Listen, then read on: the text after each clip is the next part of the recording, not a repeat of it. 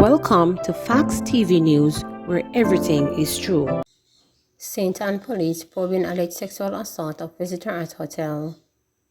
The police in St. Anne are probing the alleged sexual assault of a female visitor at a hotel in the parish. A search is on to locate her alleged attacker. It is reported that the woman and the man, said to be a photographer, became acquaintances subsequent to her arrival in Jamaica from the United Kingdom on October 5th. It is been alleged that on Sunday afternoon, the woman went to a restroom at the property and, while she was reportedly lured into a cubicle by the man and was assaulted. She reportedly then revealed the incident to a relative, and a report was subsequently made to the hotel. She was later taken to the St. Anne's Bay Regional Hospital. An intense investigation has commenced into the matter. The alleged perpetrator is being sought by the police. 61-year-old man charged for rape of Westmoreland 13-year-old girl. The police in Westmoreland have charged a 61-year-old man for alleged incidents of rape of a 13-year-old girl in Orange Hill District, Darlington. Charged is 61-year-old Wesley Stone of the above address. The Savannah Lamar police report that on Thursday, October 6 and Saturday, October 8, 2022, the accused, who is a family friend, was at home with the complainant when he allegedly sexually assaulted her. A report was made to the police and an investigation was launched. Stone was apprehended on Saturday, October 15, after he was pointed out to the police. He was subsequently charged, however, his court date is not yet finalized. St. Catherine music producer charged of ammunition seizure. 34-year-old Dwight Johnson, otherwise called Vibes Machine, a music producer of Lime Tree Grove in Spanish Town, St. Catherine, is scheduled to face the court following an incident at his home on Saturday, October 15. The Spanish Town police report that about 2 p.m., lawmen were on patrol when they conducted a search of a premises in the area. According to the police, during the search of the dwelling, a 5.56 cartridge and 2 9mm cartridges were found. Johnson was subsequently charged with illegal possession of ammunition. His court date is being finalized. Opposition says there is a pattern of neglect of publicly funded hospitals. The opposition says there is a pattern of neglect of public funds in hospitals in favor of private arrangements. Spokesperson on Health and Wellness Dr. Maurice Guys says this cannot be how health services are delivered. He says he has received disturbing information that an operating theatre at the Kingston Public Hospital has ceased operation because of a massive water leak from the ceiling and that the hospital has run out of medical oxygen, forcing it to postpone scheduled surgeries and implement other mitigating actions. Dr. Guy also pointed to the situation at the Anota Bay Hospital in St. Mary and called on Portfolio Minister Dr. Christopher Tufton to immediately address an air conditioning malfunction caused water leaks in the operating theatres. He says the situation resulted in the postponement of surgeries at the facility and remains unresolved. The challenge at KPH, which occurred on Friday with the theatre being flooded by a leak in the roof, is the third time this has happened this year, and it's a recurring problem. The matter too with other operating theatres, as I mentioned 3 weeks ago, Anota Bay Hospital out for a malfunction in air conditioning unit and water dripping on the floor has remained unresolved. We are concerned that the minister and the ministry, and by extension the government, is not paying sufficient attention to the low-hanging fruits if we want to have a better healthcare system.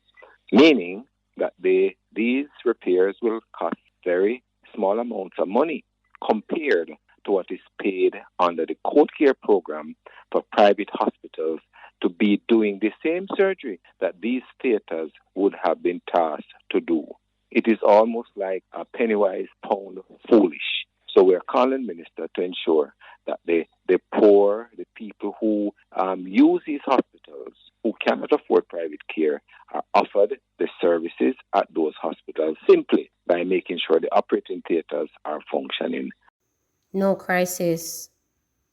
Following claims by opposition spokesperson on Health Dr. Maurice Guy about an out-of-source operating theatre and medical oxygen emergency at Kingston Public Hospital, health officials are maintaining that there is no crisis situation, but that a major overhaul is in works for the over 200-year-old institution.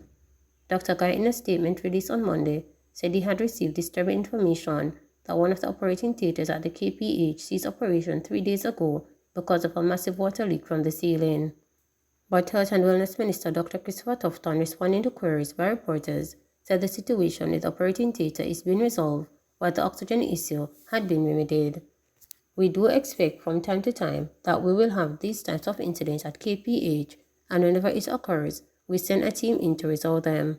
The reason for this is that the KPH is a very old institution, and the plant has depreciated over the years to the point where it really needs a major overhaul, and we are in fact looking at that now, the health minister told reporters.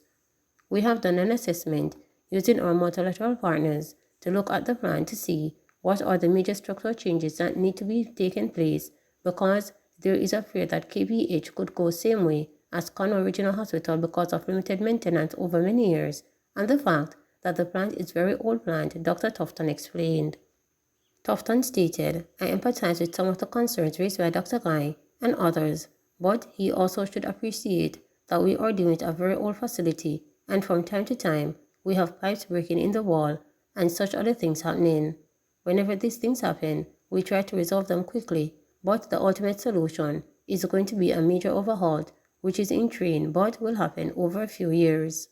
According to the health minister, the infrastructure situation at KPH, which is the island's main trauma center, is replicated across other public health facilities in the island, resulting in the push by the administration to upgrade those entities.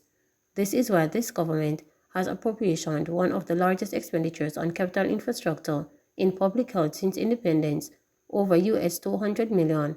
That's why we have Spanish Town, Maypen, St. Anne's Bay to follow, the major work at Cornwall, and the new Children and Adolescent Hospital, and a number of health centers, the health minister remarked. In the meantime, Dr. Tufton said while a figure has not yet been placed on the overhaul for the Kingstown Public Hospital, it will run into tens of millions of US dollars. He is in the meantime described as unfortunate, Dr. Guy's assertion that he has lost focus of his primary responsibility to ensure proper, cost-effective health services for all citizens, and is hell-bent on pursuing the Code Care program model, which promotes the transfer of surgeries to private facilities. 221 Jamaicans honored yesterday. 221 Jamaicans were honored on October 17 for their distinguished contribution to the development of the country in various fields.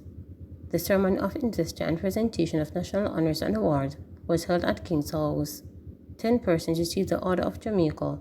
Among them, Monty Alexander for sterling contribution to the promotion of Jamaican music and the jazz genre interpretations globally, Minister of Culture, Gender, Entertainment and Sport Oliver Babs Grange for a sterling contribution to cultural development and political administration in Jamaica, and Shelley Fraser Price for outstanding performance in the field of athletics in the international level. Meantime, 7 civilians were recognized for gallantry. The presentation of a badge of honor for gallantry to Mr. Jeffrey Lloyd Boyne.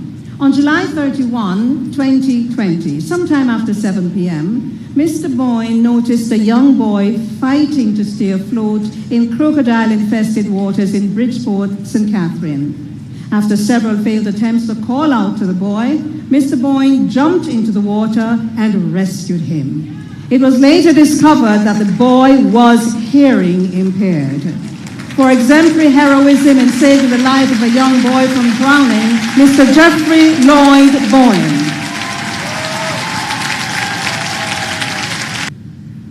Mr. Junior Georgia Clark. On the afternoon of Thursday, March 10, 2022, Mr. Clark, while transporting co-workers, observed unusual activities taking place in a Toyota Probox taxi in traffic ahead of him at the intersection of Mountain View Avenue and Tucker Avenue. Mr. Clark saw a young schoolgirl as the lone passenger inside the vehicle being pulled by her neck by the driver. He also noticed that one of her legs was hanging out of the vehicle while it was still in motion. With quick thinking, he engaged in a high-speed chase, following every turn while blowing his horn to warn the taxi driver that his plan had been discovered. After several failed attempts to throw off his pursuer, the taxi driver flung the girl from the taxi on Mountain View Avenue. Mr. Clark and his co-workers then took the girl to the police station where the matter was reported and the girl was handed over to the police.